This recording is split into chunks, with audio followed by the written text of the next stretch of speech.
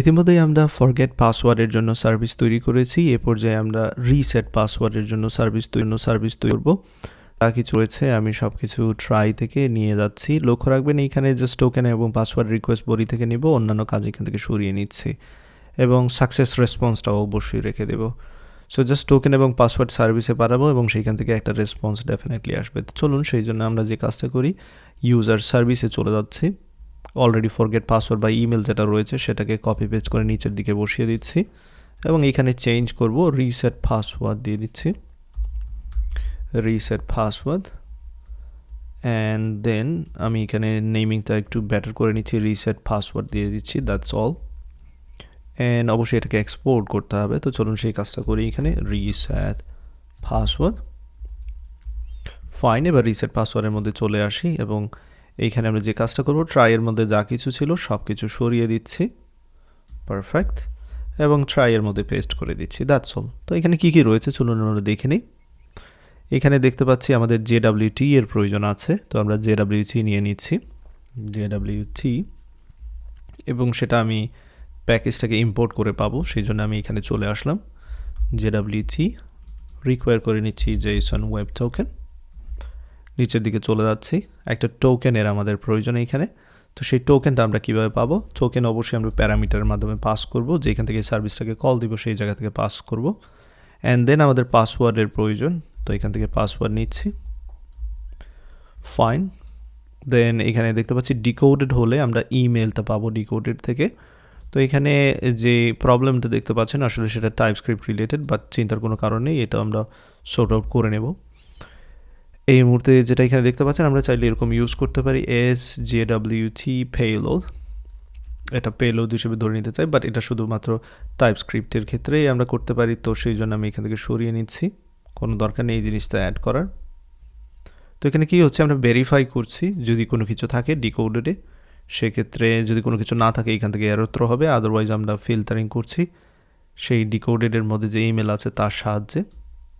And then আমরা password update করব, আমাদের যে নতুন পাসওয়ার্ড আমরা দিচ্ছি সেই নতুন পাসওয়ার্ডের সাহায্যে অলরেডি যে প্রিভিয়াস যে পাসওয়ার্ড সেটাকে আপডেট করে দিচ্ছি, এখানে রিসেট করে নিচ্ছি, দ্যাটস অল।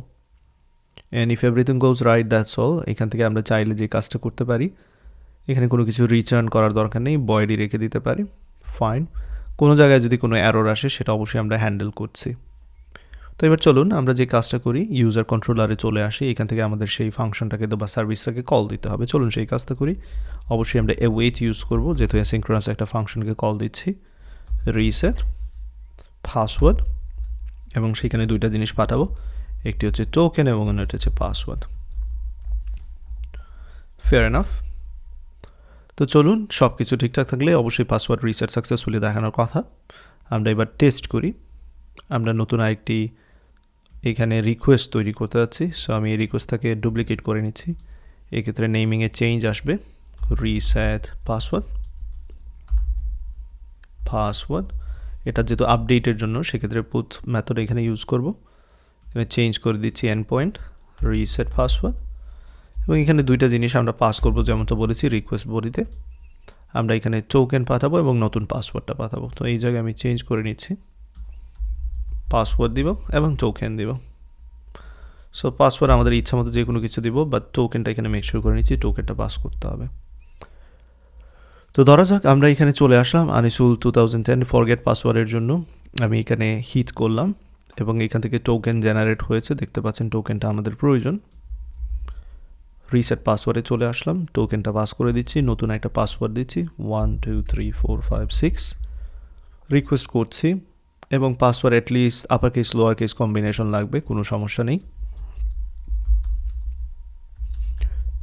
অ্যাডস সেন্ড করছি এবং পাসওয়ার্ড রিসেট সাকসেসফুল দেখাচ্ছে। এবার এই ক্রেডেনশিয়াল ইউজ করে আমরা লগ ইন করার চেষ্টা করব, চলুন সেই কাজটা করি। এই পাসওয়ার্ডটা আমি কপি করে নিচ্ছি, আনিসুল 2010s@yahoo.co.uk এর জন্য আমরা লগ ইন করতে পারি কিনা সেটা চেক করে নিই। তো এখানে এই পাসওয়ার্ডটা আমি পেস্ট করে দিচ্ছি এবং আনিসুল ইসলাম, যেটার ইমেল অ্যাড্রেস আনিসুল 2010s@yahoo.co.uk, সেটা আমি ইউজ করছি। অ্যান্ড দেন আমরা রিকোয়েস্ট পাঠাবো সাইন ইন করার জন্য, এবং দেখতে পাচ্ছি এখানে পারফেক্টলি সাইন ইন করছে। তার মানে আমাদের রিসেট পাসওয়ার্ড, ফরগেট পাসওয়ার্ড সার্ভিসগুলো পারফেক্টলি কাজ করছে এখানে।